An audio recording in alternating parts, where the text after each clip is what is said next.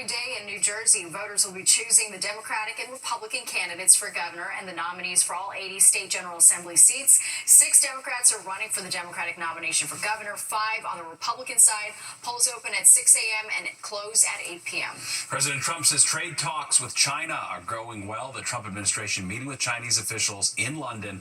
The president saying he wants to open up China to U.S. products. Trump has applied 30% tariffs on Chinese goods after retracting tariffs of as high as 145%. At the top of the agenda, getting American companies access to China's rare earth minerals.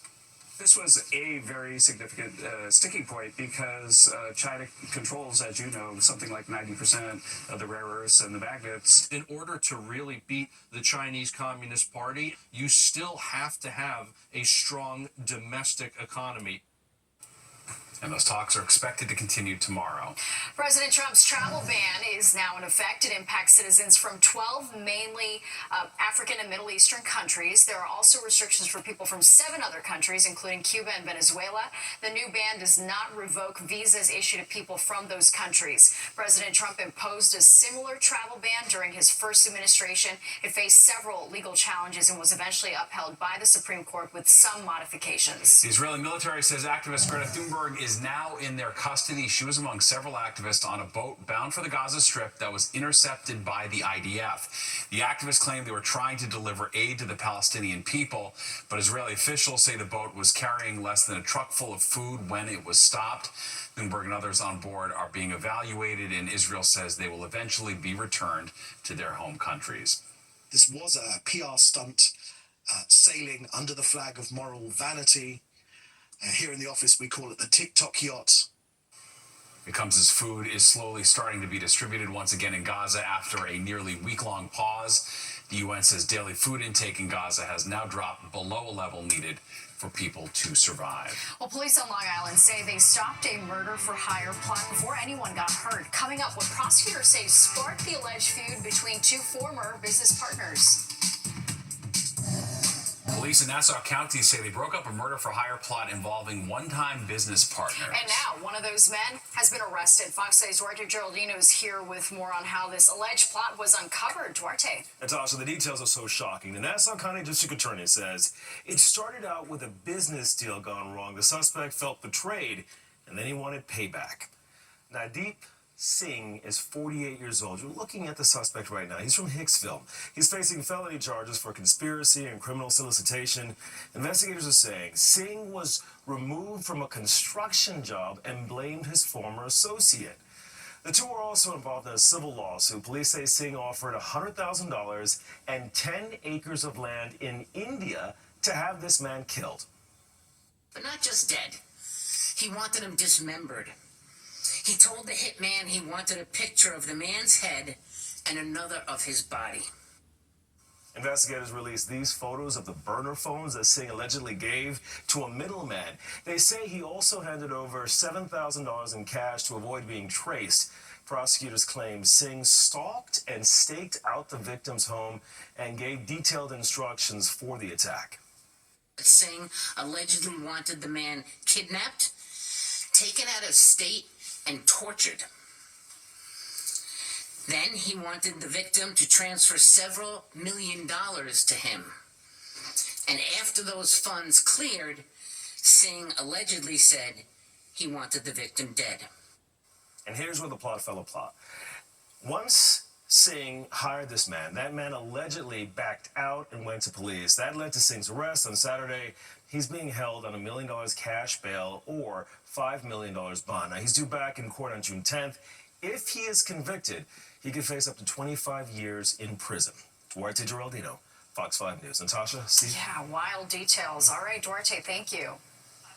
And tonight, police are looking for 2 gun-toting criminals who dressed up as Amazon workers and committed a bold home invasion in Queens. Happened around 9 o'clock this morning at 152nd Street and 12th Avenue in Whitestone. Police say the thieves tied up the family members, then ransacked the house, taking jewelry and cash. Their neighbors are terrified.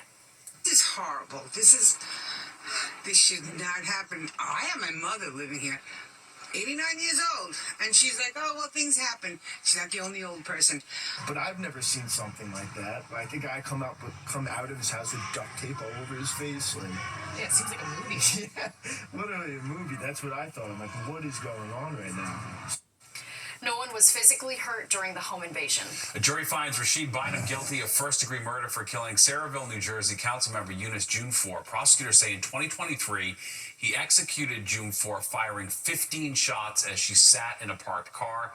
He's due back in court for sentencing on August 18th and could get life in prison. A three-part true crime docu-series on the Gilgo Beach murder case drops tomorrow on Peacock. The question everyone keeps asking is, how could you not know?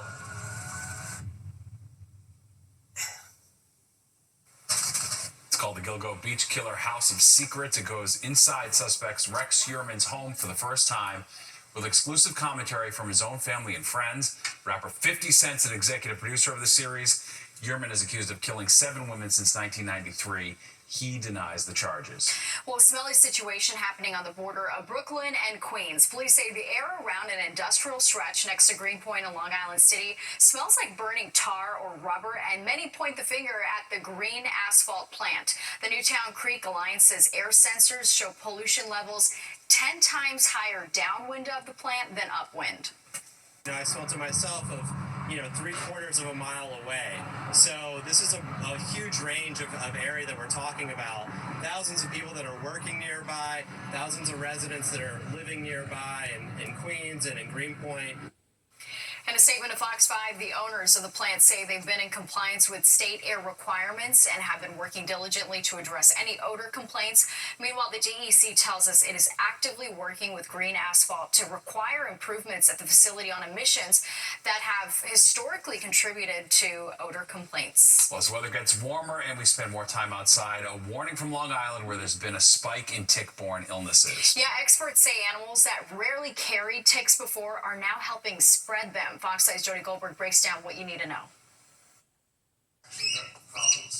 This gosling is finding its footing again after a few weeks of TLC at Sweetbriar Nature Center in Smithtown. Director Janine Ben-Dixon says it's one of the lucky ones. People are finding them, bringing them in, and then when we check them, they are covered from head to toe with these teeny tiny ticks, and they're unable to walk, they are flipping over, and some of them we're able to save, and some of them are just succumbing to it. Ticks feed on blood, causing the goslings to lose so much they die. This is the first time Ben-Dixon is seeing this, and she says it's a telltale sign of the kind of tick season we're in for. Gulls come in with ticks covering their eyes, fawns coming in with ticks just in their ears. If it's happening to the animals, it's happening to us. Ticks thrive in moist environments, according to experts who suggest cutting back grasses and getting rid of leaf litter in order to dry out your property and make it less hospitable for them. All ticks can carry germs or pathogens that can cause disease. For example, the black-legged tick, that's the one that transmits Lyme disease. The black-legged tick is one of a handful of native species in the tri-state, according to entomologist Dr. Scott Campbell. The American dog tick, that transmits Rocky Mountain spotted fever,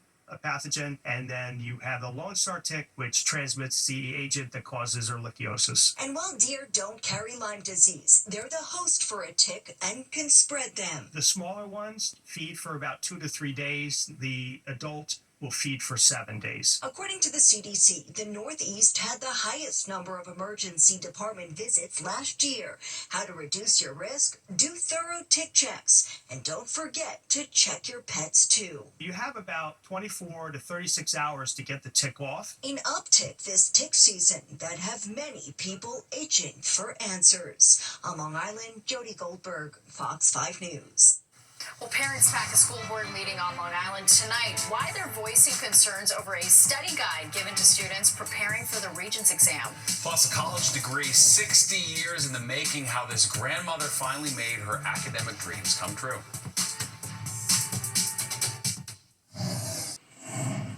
Well, it's if this doesn't inspire you, I don't know what will. An 88-year-old grandmother has finally graduated college. Joan Alexander attended the University of Maine in the late 50s, and she was studying to be a teacher, but she wasn't able to graduate before starting a family.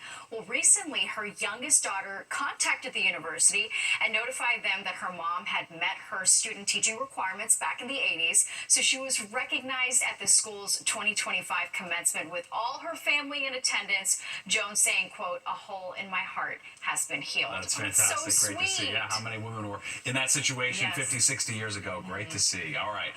Let's go to Nick now for a look at the forecast. Another gloomy one today, Nick, but we've got one more on the way before things get better. Yeah, exactly. And you saw that little skyline shot, right? Top of the building kind of getting cut off there with the low clouds moving in. We're going to see some areas of fog overnight. And eventually you get some of these showers that are off to the west here. We'll talk more about that here in a moment. But again, these will be kind of sliding on through. There's not going to be a lot of rain. Probably no more than 0.2 to about a quarter of an inch of rain on average across the area. Temperatures are on the cooler side. We're still only talking low 60s, White Plains, Bridgeport, even the upper 50s, East Hampton. And then mid-60s, Newark, Sussex, back towards Scranton with an easterly wind that's going to be persistent. That's helping to keep the low-level moisture in here, those low clouds, and again, some restricted visibility because we'll see some areas of fog. They get a little worse, I think, as the night goes along. Again, the line of showers pretty much from about Watertown, Messina, New York, extending all the way down into Virginia, West Virginia on the border there. And they'll be coming on through. There are even some thunderstorms mixed in here, and don't be surprised tomorrow morning if we do get a little thunderstorm coming up in the forecast here. So take a look at the wide view. Those showers and storms, some big ones too, heading down into the Carolinas and into Georgia. But notice to the west here how it starts to clear out. And that's the hope, is that we get that clearing to come into the forecast from Wednesday and beyond for at least a couple of days. All right, overnight again, you see the low clouds and fog come in as we're in temperatures really holding where they're at, low to some middle 60s. Here's 7-8 a.m., so your commute's going to be a bit wet. You see they're off to the north and west with a shower, maybe a little thunderstorm. And even tomorrow afternoon, again, we can't rule out more scattered showers and a little thunder shower. It'll be a little warmer by about 10 degrees or so tomorrow. We're looking mid-70s on average, a couple of upper 70s maybe as you move inland. It'll start to clear things out tomorrow evening into tomorrow night, and then as we head on into Wednesday, check this out.